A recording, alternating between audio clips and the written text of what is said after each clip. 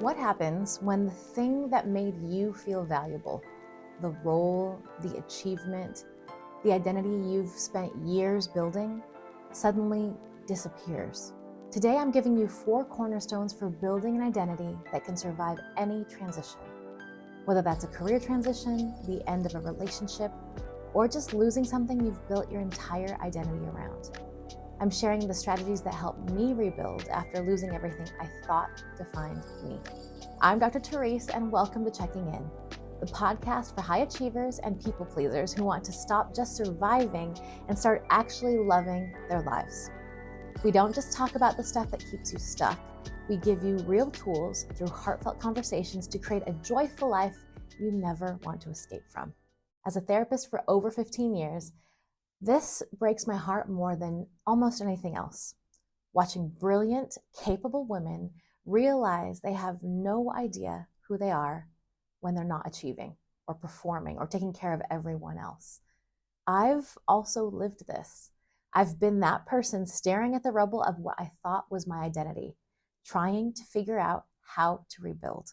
So what exactly happens when achievement becomes identity? Why is this so dangerous for high achievers?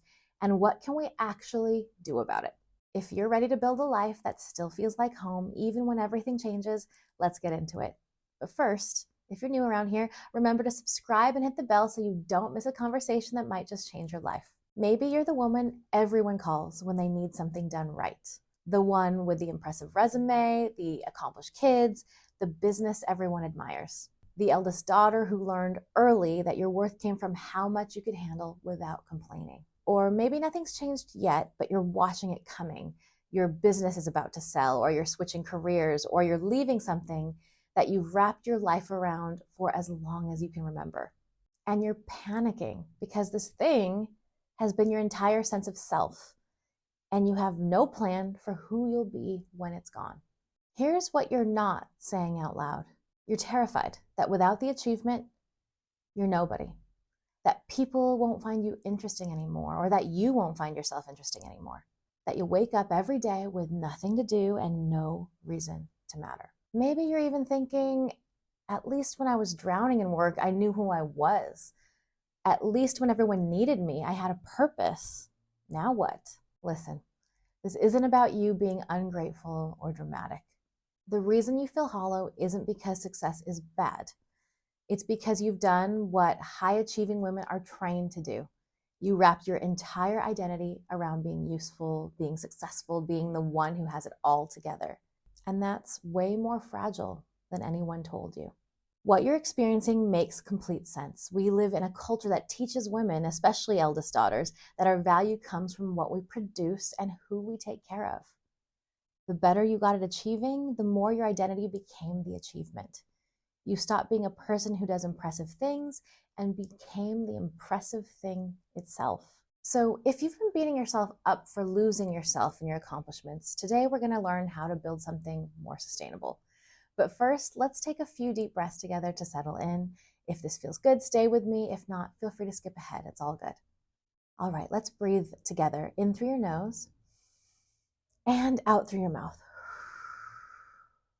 Let's do it again one more time. If you're thinking about a million things right now, see if you can tune into the present moment just a tiny bit more. Perhaps try noticing the sounds or smells around you right now. Allow yourself the luxury to just focus on one thing, our time together here and now. Now, this is deeply personal for me because I've lived this multiple times. First, as the eldest Asian daughter who saved Christmas money for college since she was 5 years old. I was the honors kid, the straight A student, the overachiever. I was a double major at Berkeley. I had a doctorate at 25 years old. Achievement wasn't what I did. It became who I was. Then later on, I was a campus pastor in LA. We were doing such good work, serving refugees, hosting workshops, making what felt like real impact. And I thought that's who I was. And then I witnessed harm and spoke up. And what happened next was that I was ghosted by people I'd loved and served. My community completely evaporated and LA stopped feeling like home. When I lost that position, I didn't just lose my job. I lost my entire sense of self.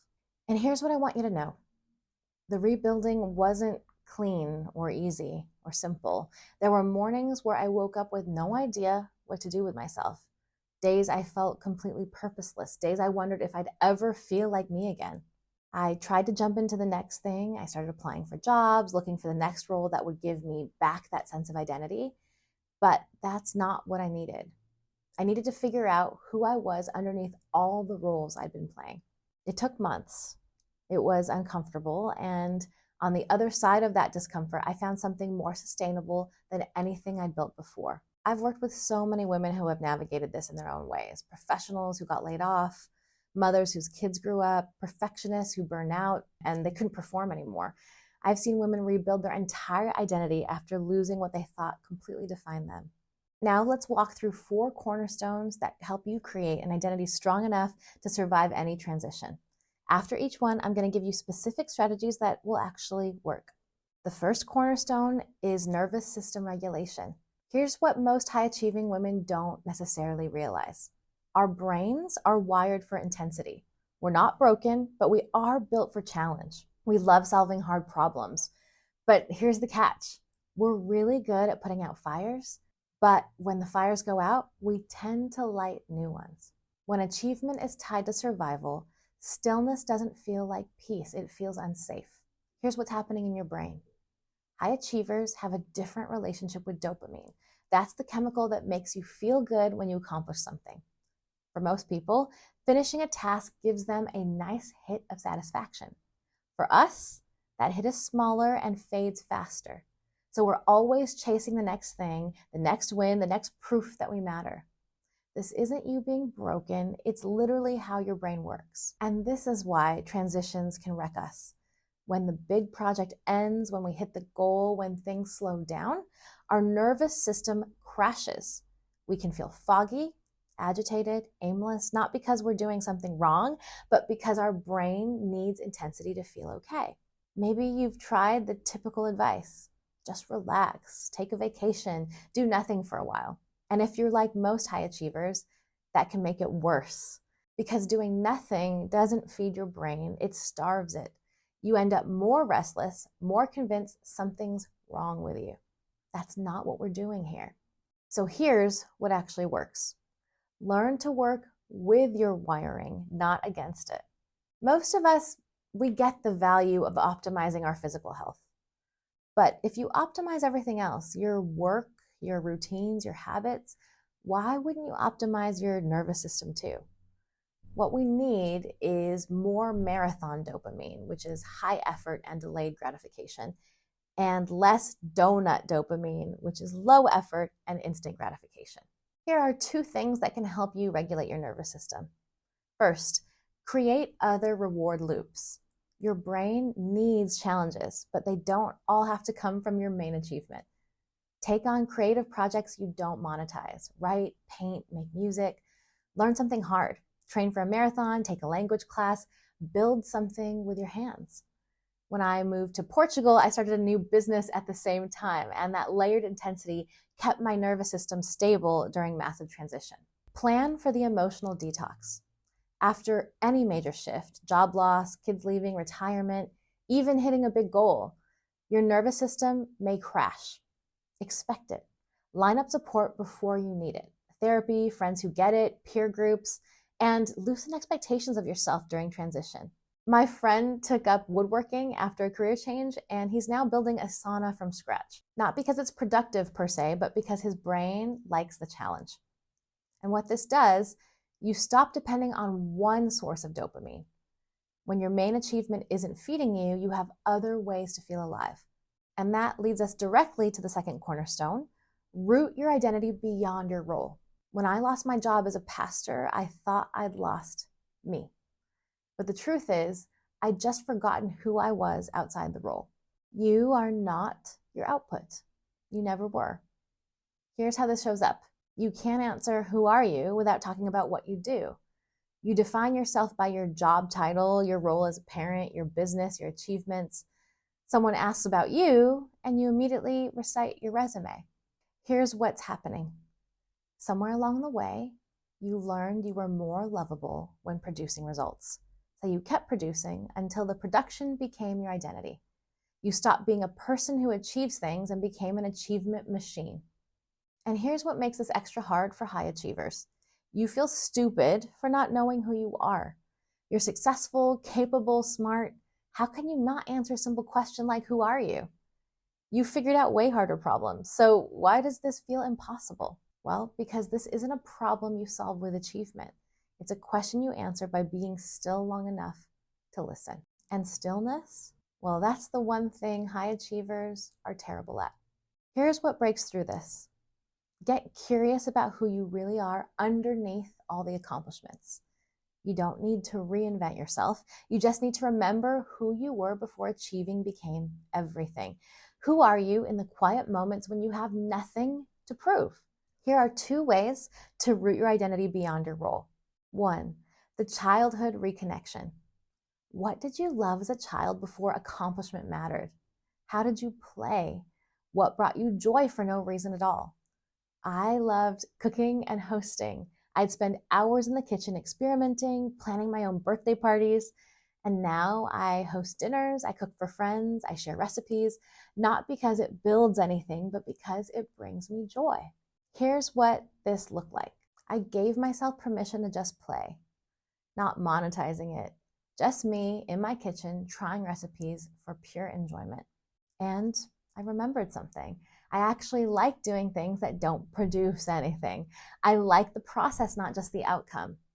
That was a revelation for someone who'd spent years measuring worth by results. Pick one thing you loved as a kid and try it again. Not to be good at it, just to remember what it feels like to do something for pure joy. The 5 things exercise. List 5 things that define you outside achievement or role.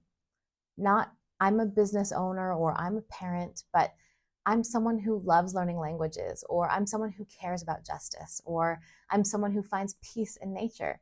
These are the parts of you that would exist even if every achievement disappeared tomorrow. And this creates a sense of self that survives any transition. When your job changes, your kids grow up, your business pivots, you still know who you are. Now here's where it gets even more important. The 3rd cornerstone is prioritizing real connection. You don't have to rebuild alone, but high achievers often prefer being lone wolves. We get so focused on projects that we give people who matter most our leftovers. Remember that your calendar reveals your true priorities. Your relationships shouldn't survive on just your scraps. And here's how this shows up. You say people matter, but your calendar is all work. You have surface level relationships with lots of people, but no one who really knows what you're struggling with. You feel ashamed to admit you're struggling because from the outside, you look like you have it all together. And here's the thing about high achieving women. We don't accidentally neglect relationships. We choose work over people because work feels safer.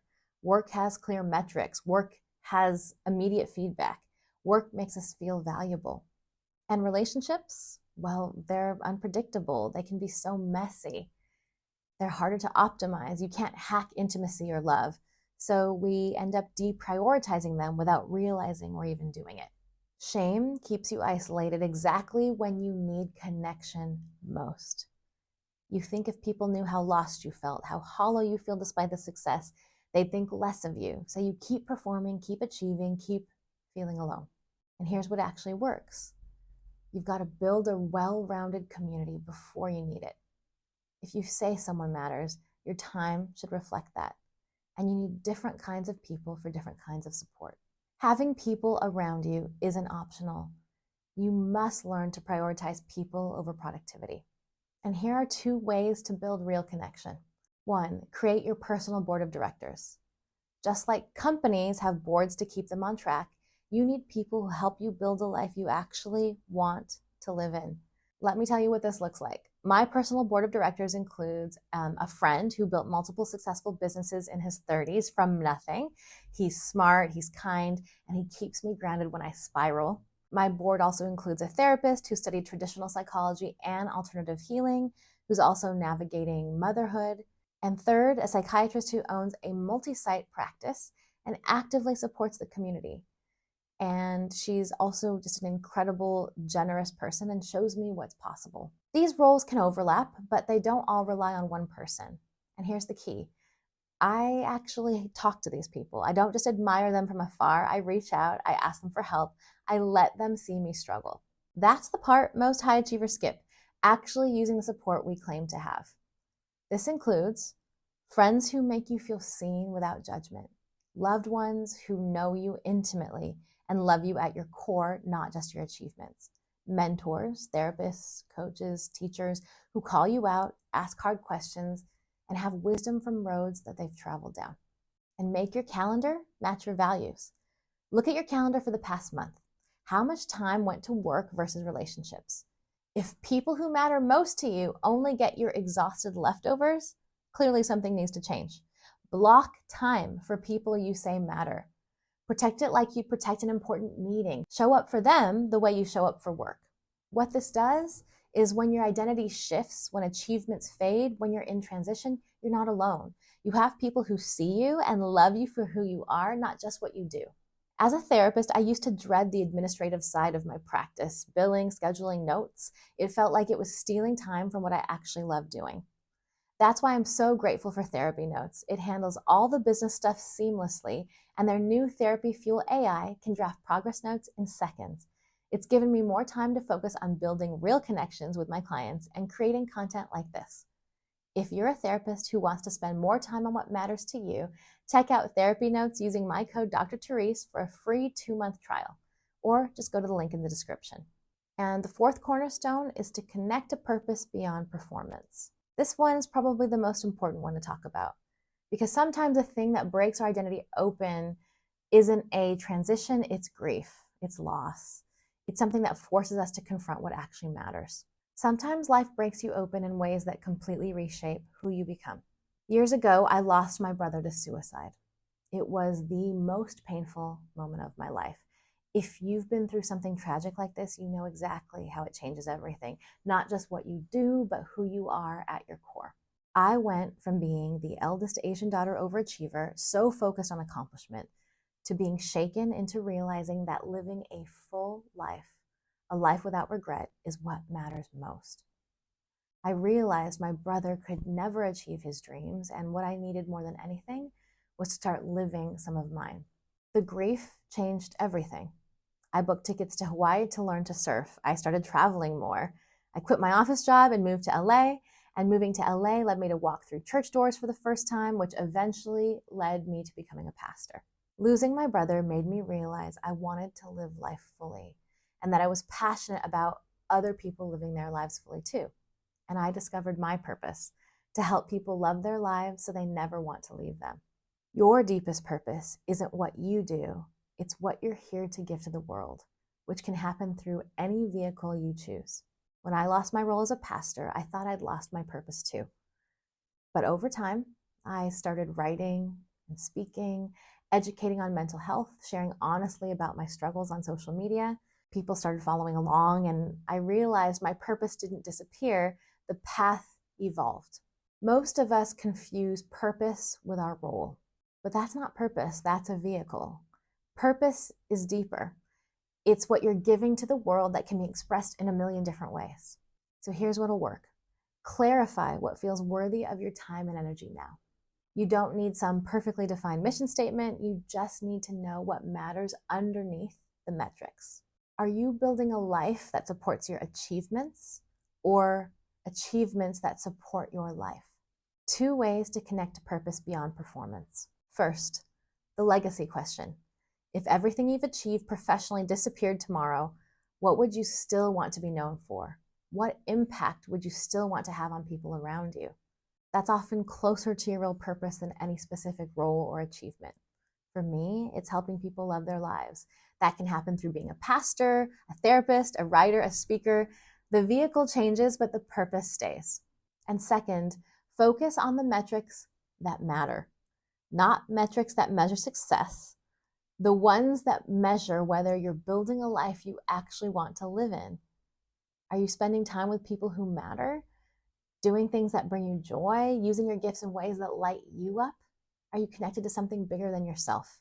These metrics actually predict whether you look back on your life with satisfaction or regret. Before we move on, let me show you what this actually looks like when it's working well. A healthy identity beyond achievement doesn't mean you stop caring about your work. It means your work is one part of you, not all of you. It doesn't mean you become less ambitious. It means your ambition serves your life instead of consuming it. It doesn't mean you never feel lost. It means you know how to find yourself again when you do. And here's what I've seen in women who've done this work. They can take vacations without their phone and not feel anxious. They can have a bad quarter without it destroying their self-worth. They can retire or transition or pivot without feeling like they're disappearing. They have hobbies they actually enjoy, not just things that look good on their resume. They have friendships based on who they are, not what they do. They can sit still without feeling like they're wasting their life. And, more importantly, they build lives they don't need to escape from, because their life isn't just their achievement, it's bigger than that. Let me pause and check in for a second. Of these 4 cornerstones, regulating your nervous system, rooting your identity beyond your role, prioritizing real connection, and connecting to purpose beyond performance, which one feels most needed in your life right now? And if you're thinking, I don't have time for this, or I can't afford to slow down, that's okay, I get it. Just being here, learning about this is a really great step. So you don't have to have it all figured out today. Drop us a comment and let us know what you're thinking. Sometimes just putting it out there is the first step to getting closer to what you want. If you're ready to try something new, here's how. Pick one cornerstone that feels most urgent and focus there first. Start small. Again, we've covered 4 cornerstones today. 1, regulate your nervous system. Create other reward loops and plan for the emotional detox. 2, root your identity beyond your role. Reconnect with childhood joys and identify who you are outside achievement. 3, prioritize real connection. Build your personal board of directors and make your calendar match your values.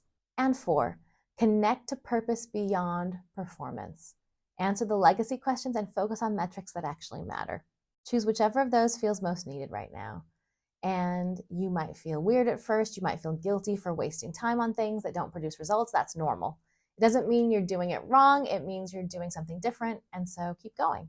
Before we wrap, I want to leave you with a few affirmations. Feel free to take anything that hits home for you. I mattered before I achieved anything.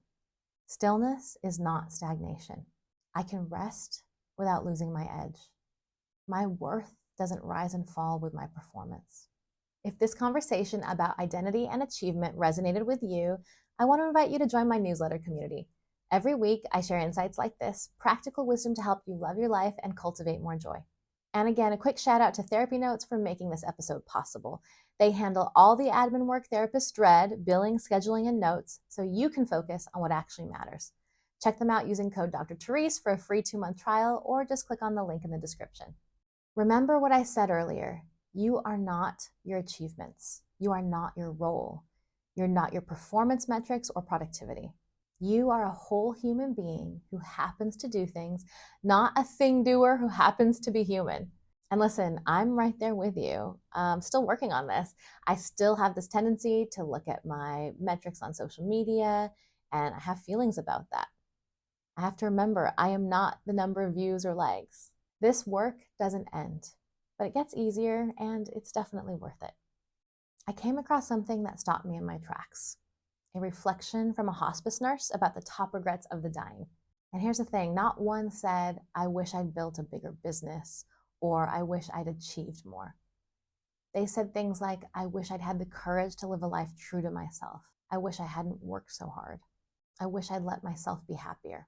The most important thing you'll ever build is a life of authenticity, joy, and connection. Everything else is details. So start small, pick one cornerstone that feels doable. Give yourself permission to be more than what you produce. And remember, you deserve a life that still feels like home, even when your inbox is empty, when the next big thing hasn't arrived, and when all the fires are put out.